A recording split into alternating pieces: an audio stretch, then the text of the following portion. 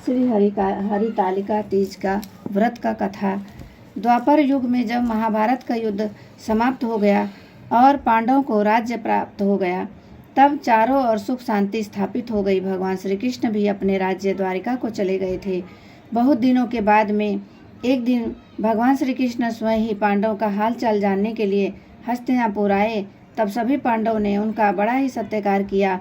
तब द्रौपदी ने उनसे पूछा, हे कृष्ण, हे मधुसूदन, आप आदि मध्य अंत में रहित हैं। आपकी माया का कोई पार नहीं है। आप सर्वज्ञ हैं और आप ही परमेश्वर हैं। आप मुझे ऐसा उपाय बताएं जो कि हम स्त्रियों को समस्त प्रकार के रोग, शोक और पापों से मुक्ति प्राप्त करें, हमें सुख शांति प्रदान करें। आप कोई ऐसा उपाय बताएं जो कि हमको धर्म मार्ग में प्रेरित करें। यह सुनकर भगवान श्री कृष्ण बोले, हे द्रौपदी, तुम धन्य हो, क्योंकि तुमने केवल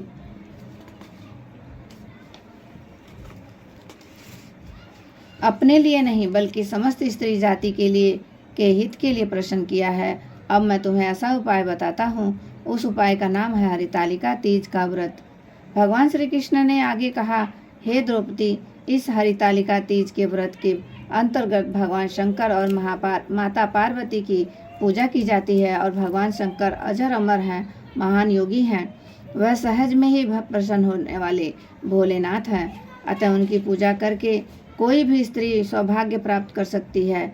भगवान श्री कृष्ण ने कहा, हे द्रौपदी, अब मैं तुम्हें वह प्रसंग सुनाता हूँ जिसके आधार पर यह व्रत किया जाता है।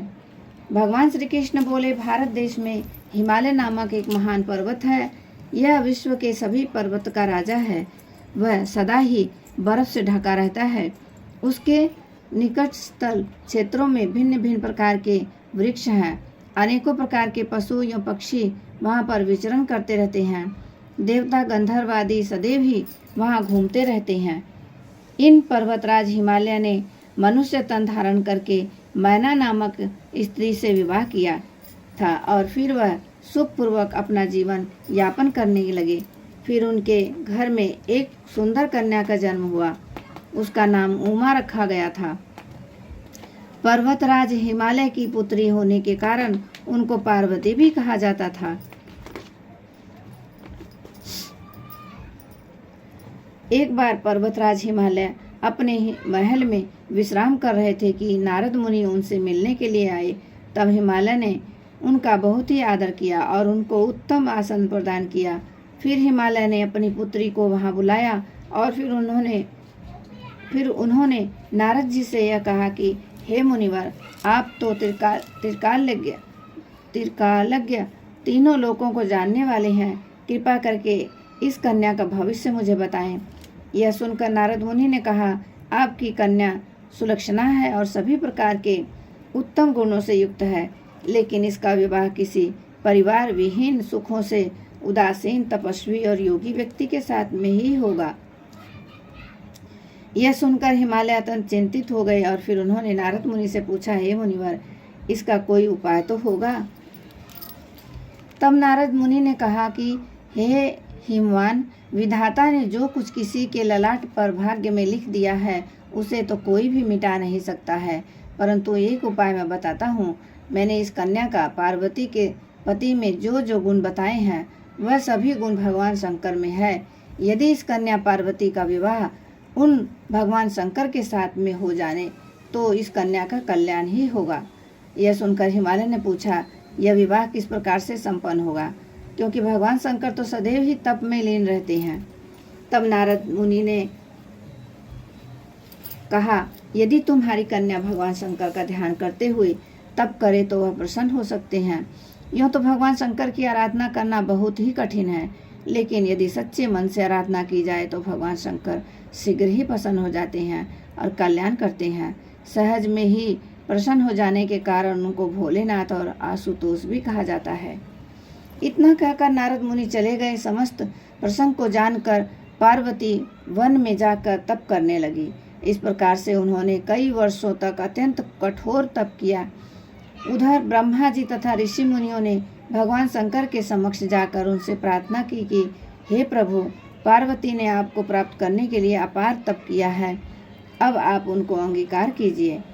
तब भगवान शंकर ने कहा, तथास्तु, ऐसा ही होगा। अब उचित समय आ गया है और शीघ्र ही पार्वती से विवाह करूंगा। यह सुनकर ब्रह्मा जी तथा ऋषि मुनि प्रसन्नता प्रकट करने लगे और भगवान शंकर की जय जयकार करते हुए अपने अपने स्थान पर चले गए। उधर पार्वती का कठोर तप निरंतर जारी था। फिर उस दिन भाद्रपद मास की शुक्ल पक्ष की तृतीया तिथि और हस्त नक्षत्र था। उसी समय भगवान शंकर वहां पर प्रकट हो गए और उन्होंने पार्वती से कहा, हे पार्वती, मैं तुम्हारी कठोर तपस्या देखकर अत्यंत प्रसन्न हुआ हूँ। अब तुम मनवांछित वर मांग लो। तब पार्वती ने कहा, हे नाथ, यदि आप मुझ पर प्रसन्न हैं तो आप ही मेरे पति बने। आप मुझसे विवाह करके मुझे अपने चरणों में स्थान प्रदान करें। तब भगवान शंकर ने कहा, एवं वस्तु, ऐसा ही होगा। अब तुम अपनी तपस्या का त्याग करो और अपने घर जाओ। मैं शीघ्र ही तुमसे पाणी ग्रहण करूंगा। चूंकि आज ही मैं हर शंकर तुम्हारी तपस्या से प्रसन्न होकर तुम्हारे समक्ष प्रकट हुआ हूँ। इसलिए मैं तुम्हें यह वरदान भी देता हूँ कि आज के दिन को हरितालिका भी कहा जाएगा। जो भी स्त्री प्रत्येक वर्ष आज ही के दिन भाद्रपद मास के शुक्ल पक्ष की तृतीया तिथि को तुम्हारी पूजा करेगी और इस कथा को कहेगी या सुनेगी, वह अखंड सौभाग्य प्राप्त करेगी और सभी प्रकार के रोग शोक से मुक्ति प्राप्त करके सुखपूर्वक जीवन यापन करके अंत में शिवलोक को प्राप्त करेगी। भगवान शंकर के इन वचनों को सुनकर पार्वती अत्यंत प्रसन्न हुई। फिर वह भगवान शंकर को प्रणाम करके अपने घर वापस आ गई। बाद में ब्रह्मा जी ने सप्त ऋषियों को हिमालय के घर भेजा। हिमालय ने उनका उचित आदर किया। फिर उन्होंने शुभ दिन का निर्धारित करके शीघ्र ही विवाह संपन्न कराने का निश्चय किया। उन सप्त ऋषियों ने आप वापस ब्रह्मा जी के समक्ष जाकर सारा हाल कहा। फिर विवाह की तैयारियां की जाने लगी। फिर निर्धारित तिथि पर भगवान शंकर अपनी बारात के साथ में चले। उनकी बारात में ब्रह्मा जी, विष्णु जी, समस्त सुरगण, शिव जी के गण इत्यादि गए। फिर दैविक रीति से भगवान शंकर और पार्वती का विवाह संपन्न हुआ। इस प्रसंग को सुनकर भगवान श्री कृष्ण ने द्रौपदी से कहा कि हे द्रौपदी, जो भी स्त्री प्रत्येक वर्ष भाद्रपद मास के शुक्ल पक्ष की तृतीया तिथि को हरितालिका व्रत करती है, वह अखंड सौभाग्य प्राप्त करती है। इस व्रत को करने से भगवान शंकर और माता पार्वती की कृपा प्राप्त होती है। जो स्त्री भक्ति युक्त चित्त से इस सर्वश्रेष्ठ व्रत को करती है तथा इसकी कथा सुनती है, उसके सभी रोग शोक और पाप नष्ट हो जाते हैं। वह सुख समृद्धि प्राप्त करती है और जीवन में समस्त प्रकार के सुखों का उपभोग करते हुए अंत में शिवलोक में स्थान प्राप्त करती है। बोलो शंकर भगवान की जय, भोलेनाथ की जय, माता पार्वती गणेश भगवान की जय। जय गणेश भगवान, शंकर भगवान, माता पार्वती, लक्ष्मी नारायण विष्णु भगवान। ओम नमः भगवते वासुदेवाय, नमो भगवते वासुदेवाय। सांब सदाशिव, सांब सदाशिव, सांब सदाशिव, सांब सदाशिव। श्री शिवाय नमस्तुभ्यं, श्री शिवाय नमस्तुभ्यं, श्री शिवाय नमस्तुभ्यं, श्री शिवाय नमस्तुभ्यं। राधे राधे।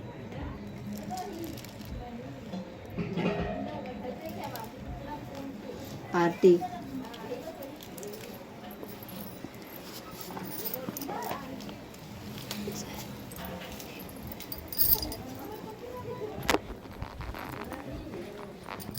शिव जी का पूजा हो गया। अब हम लोग चले आरती करने। वहाँ से कुछ दिखाई देता, कुछ देखा।